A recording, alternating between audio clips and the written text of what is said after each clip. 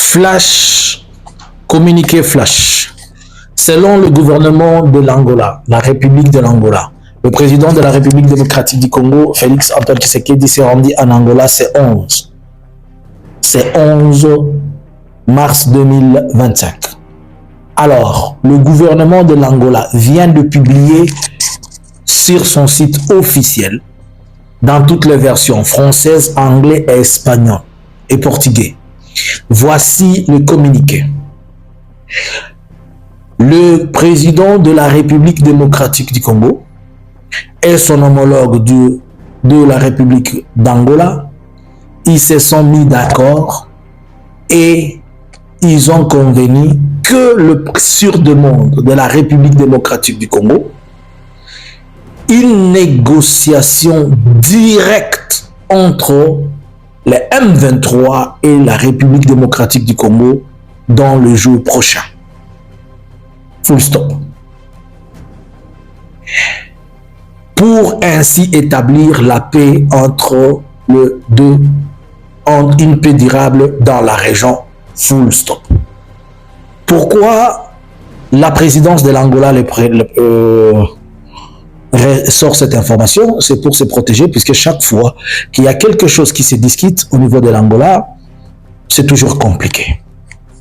C'est toujours compliqué. La présidence de la République démocratique du Congo, des fois, elle rejette, des fois, elle refuse, des fois, elle dit ce n'est pas vrai, des fois, ceci et cela.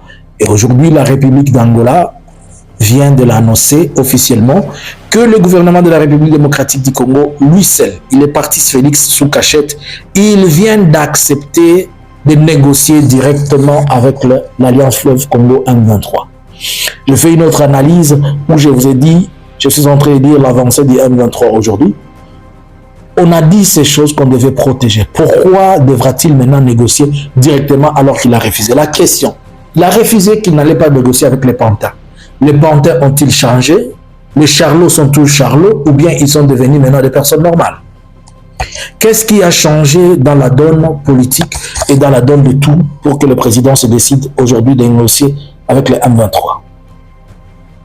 Et là, on parle de négociations directes, pas de négociations indirectes. Il s'agit de négociations directes avec les M23. La question de savoir, qu'est-ce qui vient de se passer pour que le gouvernement congolais cède et accepte cela? Par contre, la question qui va se poser, est-ce que le M23 sera preneur de celle-là? Mais pourquoi il va voir Lorenzo alors que Lorenzo n'est pas médiateur, puisqu'il avait rejeté? Mais il demande au président Lorenzo de faciliter cette négociation directe avec le M23. Mais moi, je pense que bien qu'ils vont négocier, mais je vois, si le M23 accepte la négociation, je ne vois pas l'issue d'une bonne négociation entre ces choses. Je ne suis pas prophète de malheur, mais je ne vois pas, puisque peut-être les mêmes choses qu'on est en train d'éviter, ils vont être à table. Et si les mêmes choses qu'on est en train d'éviter vont être à table, le président va-t-il accepter ou pas? Je serai live bientôt vers 21h, 20h30, 21h. Nous allons essayer de commenter ensemble.